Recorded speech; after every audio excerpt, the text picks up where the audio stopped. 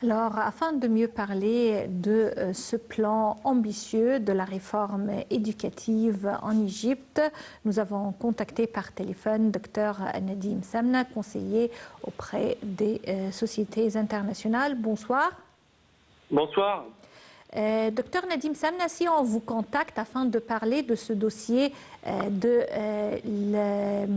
la réforme du système éducatif en Égypte, c'est parce que ce projet national vise à mettre en relief et à réaliser le développement durable, le plan de développement durable envisagé par l'Égypte. Selon vous, l'Égypte, depuis 2014 et jusqu'à aujourd'hui, comment a pu-elle vraiment améliorer ou transformer son système de l'éducation? Mais il y a plusieurs évolutions. Enfin, on voit déjà pour l'enseignement supérieur l'ouverture de plusieurs universités généralistes qui ont des spécialités, on va dire, d'avenir, hein, l'intelligence artificielle, la robotique, tout ce qui est ingénierie ou les sciences de manière générale. Donc ça, c'est vraiment les disciplines de l'avenir. Là, aujourd'hui, je crois qu'on a 72 universités et dans le plan du gouvernement, le gouvernement veut avoir 135 universités d'ici 2030. Donc c'est quand même très ambitieux, c'est presque un doublement du nombre d'universités. Et on voit qu'il y a un investissement important dans l'infrastructure même des universités, les laboratoires, pas mal d'investissements. Et puis d'un autre côté, dans l'enseignement, on va dire, primaire, secondaire, etc. L'enseignement initial, c'est une réforme phénoménale de ce qui se passe. C'est vrai qu'on a commencé tout ce qui est enseignement à distance en utilisant la tablette bien avant le 2020 et la crise du Covid qui a obligé... Justement, oui. Donc là, c'était vraiment très bien vu et ça a permis à l'enseignement égyptien d'être prêt à faire face à la crise du Covid et à l'enseignement à distance. Donc moi, je me demande comment ça aurait été la situation s'il n'y avait pas toute cette réforme. Et c'est vrai que l'enseignement, enfin, c'est d'une part, ça concerne des millions et des millions d'élèves. Je n'ai pas le chiffre en tête, mais on parle quand même de plusieurs millions par an. Par promotion, donc ça concerne vraiment toutes les familles et on sait que l'enseignement c'est l'investissement pour l'avenir et le fait de transformer l'investissement, ça s'adresse des fois à quelques résistances, mais on dit aujourd'hui merci d'avoir effectué cette réforme, enfin ces réformes. Pour pouvoir préparer les étudiants égyptiens à l'avenir. C'est vrai. Et que pensez-vous du système égyptien actuel qui vise à avoir également des doubles diplômes ou des degrés conjoints, des diplômes conjoints avec des universités ou avec des systèmes éducatifs étrangers? On a vu avec le système français, anglais, américain, allemand, japonais. Comment ces doubles diplômes ou ces cursus qui fait l'amalgame entre le système éducatif égyptien et étranger peut-il contribuer à l'enrichissement des connaissances des jeunes? Rien que l'échange culturel, ça c'est un enrichissement en soi. Et le fait de voir qu'est-ce qui se passe dans les autres pays, de prendre le meilleur et l'appliquer, c'est un bénéfice très important. Et c'est vrai que dans l'enseignement supérieur égyptien, on a commencé à avoir ces programmes de partenariat ou d'association avec des universités étrangères depuis peut-être une vingtaine d'années. Mais on va dire le nombre de diplômés qui ont bénéficié de ce programme reste très marginal par rapport à l'ensemble des diplômés égyptiens. Donc l'impact de ce type de programme est resté aussi très marginal. Mais là, aujourd'hui, on voit qu'il y a une généralisation de ce type de programme.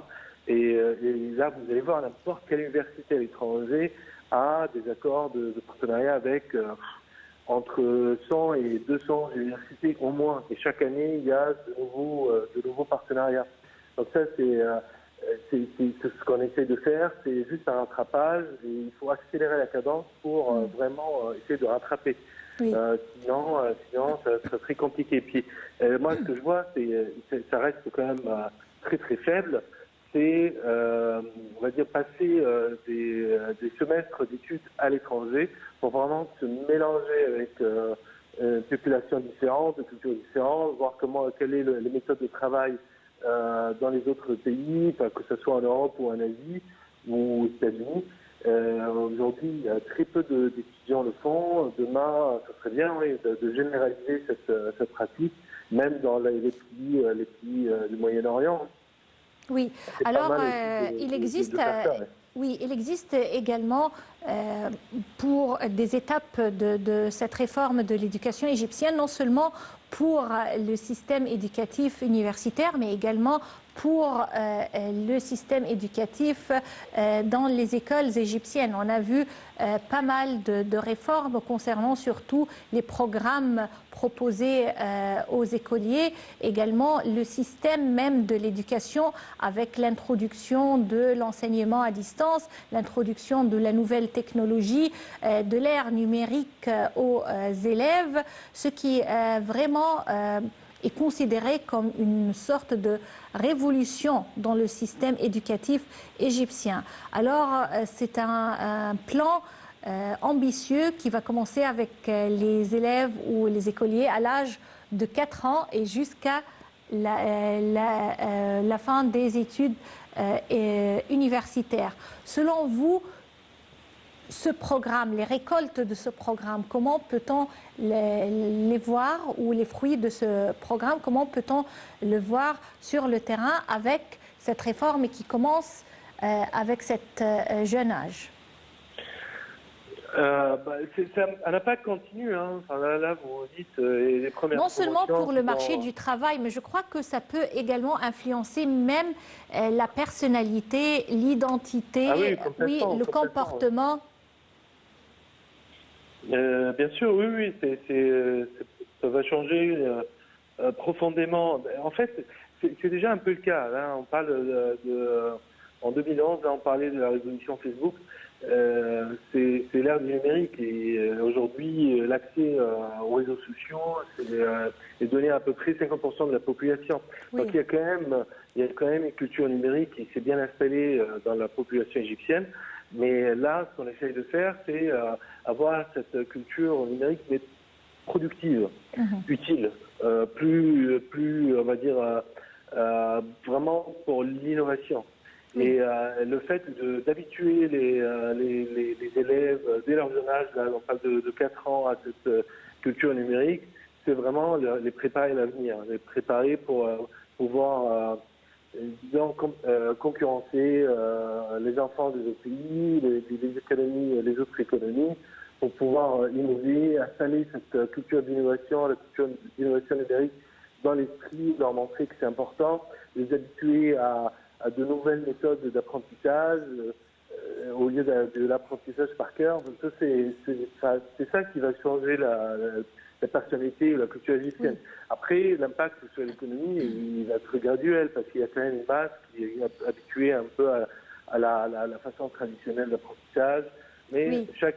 Avec chaque nouvelle promotion, on va changer les mentalités et jusqu'à ce qu'un jour, on va se rendre compte que les méthodes de travail en Égypte sont devenues très modernes, les habitudes, les mentalités, l'état d'esprit, ça change. Et c'est un changement graduel. Et en fait, moi je dis toujours, on ne peut jamais mesurer le changement ou l'évolution qu'en regardant en arrière. Qu'est-ce qu'on a fait ces 5 dernières années? Et là, on va se rendre compte de l'évolution très importante de l'éducation en Égypte. Docteur Nadim Samna, je vous remercie infiniment pour ces explications.